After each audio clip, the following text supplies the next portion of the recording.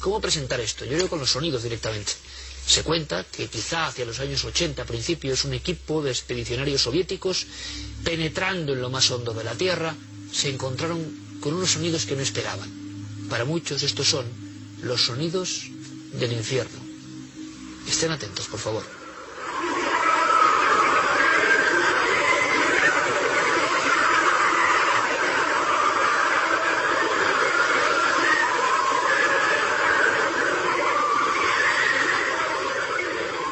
Estos son los sonidos del infierno, por lo menos es lo que se ha publicado. Que un grupo de investigadores en una zona inhóspita de Siberia penetró con sus perforadoras y, según declaraciones de un tal doctor Azakov, y esto se publicó en Medio Mundo, a unos 14,4 kilómetros, estoy dando los datos concretos, repito, que se hicieron públicos en su momento. Ahora vamos a descubrirlo. Esa operación se encontró con una zona donde ese taladro entraba mucho mejor. No sabemos por qué ni por qué no. Decía que el equipo del doctor Azakov puso unos micrófonos. La temperatura subió muchísimo, llegó a los 1000 grados centígrados.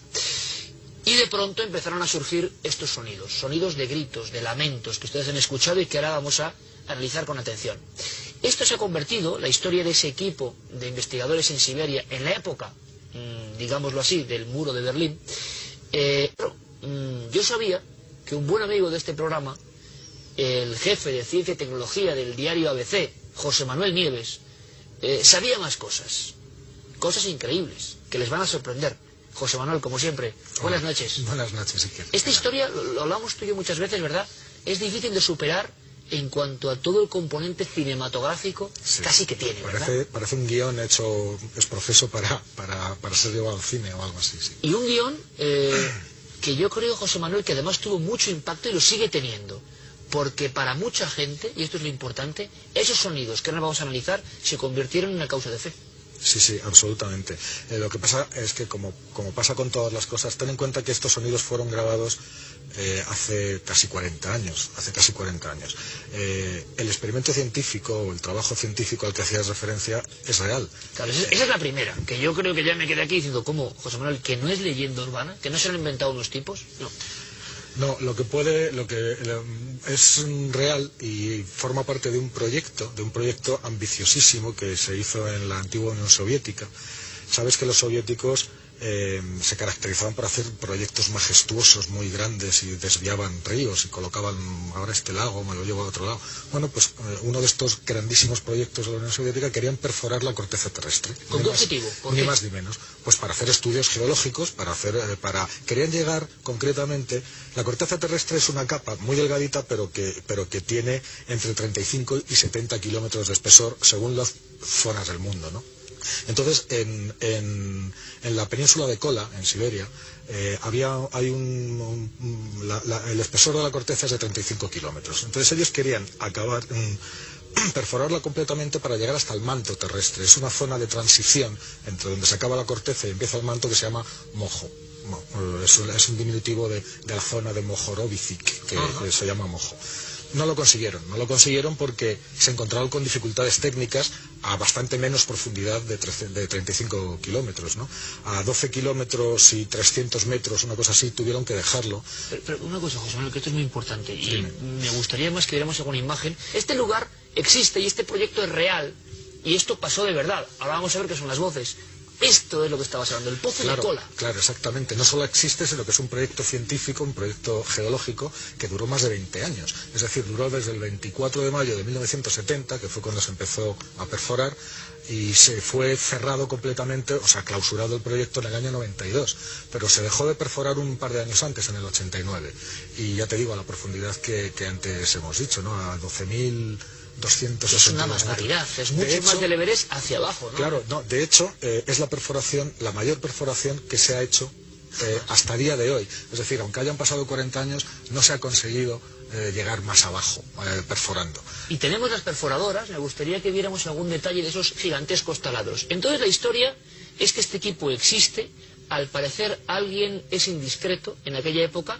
La historia, creía mucha gente que era del año 90, 91, se hace pública en internet en el 95. Eso es una perforadora, claro. efectivamente. ¿Esto qué es? Esto es un taladro, esto es una broca con una serie de taladros con puntas de diamante que se utilizan para perforar las rocas. Son parecidas a las tuneladoras que hacen los túneles del metro, ¿no? Lo que pasa es que esto es hacia abajo. Y claro, imagínate bajar eso más de 12 kilómetros, perforando continuamente, ¿no? Vale, y nos cuenta la gente de la leyenda, la información que creíamos completamente apócrifa y que es real, que llega un momento, llega una distancia de perforación donde encuentran un gran calor. Y entonces deciden cómo grabar. Pero también hablando con miembros del CSIC, el doctor Balbuena, geólogos y diferentes especialistas, os hablaban que sí, que se han hecho grabaciones, vamos paso a paso, que se ha grabado esas profundidades. Vamos, muchos científicos, y hay de todo. Entonces este doctor al que hacías referencia, que fue el que hizo las primeras declaraciones de que eran los sonidos del infierno, pues puede que dijera la verdad, vamos, o que él pensara que dijera la verdad. Grabaciones geológicas son bastante comunes, se hacen muchas veces. De hecho, hay grupos en Japón y grupos en Estados Unidos que utilizan las grabaciones para, digamos, escuchar el sonido de las placas tectónicas, ¿sabes?, sobre las que están los continentes, porque toda la corteza terrestre está rota en distintas placas que se mueven e interaccionan entre sí. Es decir, se chocan, se rozan, y se superponen, claro. Entonces, esos sonidos es lo que están intentando es ser capaces, a partir del sonido, de predecir los terremotos. Luego está el tema de por qué se pararon las excavaciones, las perforaciones. Entonces, hay dos versiones. La versión científica y técnica, que es la que yo puedo aportar. La cuestión es que se encontraron con casi el doble de la temperatura que ellos pensaban encontrarse a esas profundidades, y los instrumentos sencillamente no aguantaban. Entonces hubo un momento que intentaron lo que pudieron y tuvieron que suspender porque no les aguantaban los instrumentos, tuvieron que parar, y pararon a esa profundidad.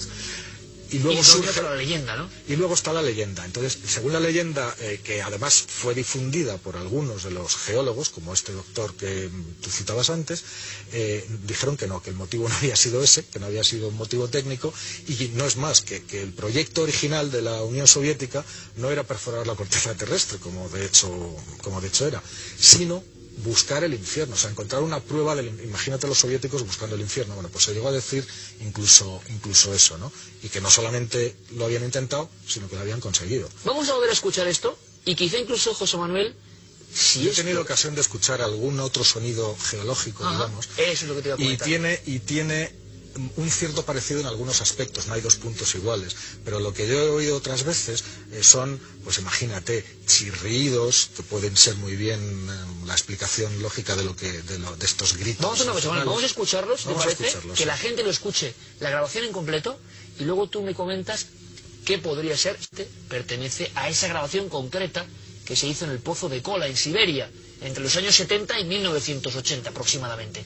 Escuchamos, por favor, muy atentamente. Estos son los sonidos que dieron la vuelta al mundo, llamados sonidos del infierno por parte de un equipo de investigadores reales soviéticos.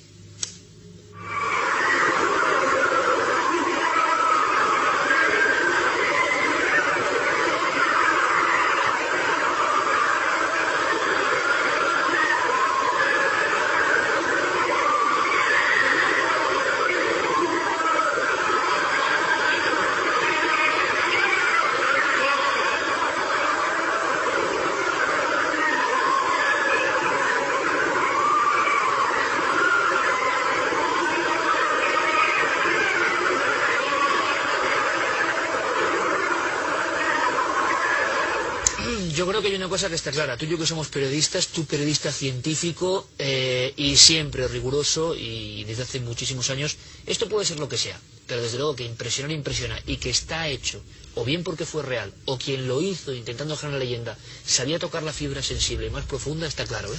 Ten en cuenta una prueba científica, lo digo entre comillas, de que el infierno existe. Y mucha gente lo creía, se tenían algo los sonidos eran como tan reales que... Sí, porque es muy real, muy raro, tampoco es exagerado, y claro, cuando se empezó a difundir en algunas emisoras de países del orbe soviético, pero que había más libertad, causaron un impacto de Estados Unidos.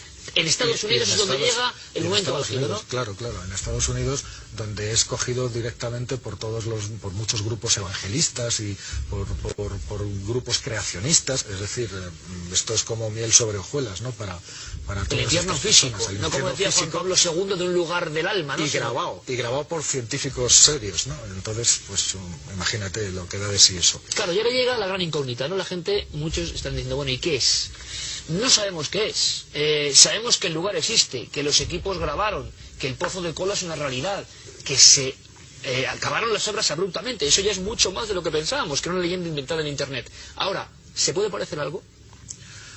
Pues, escuchado lo que hemos escuchado, se parece a un montón de gritos, efectivamente.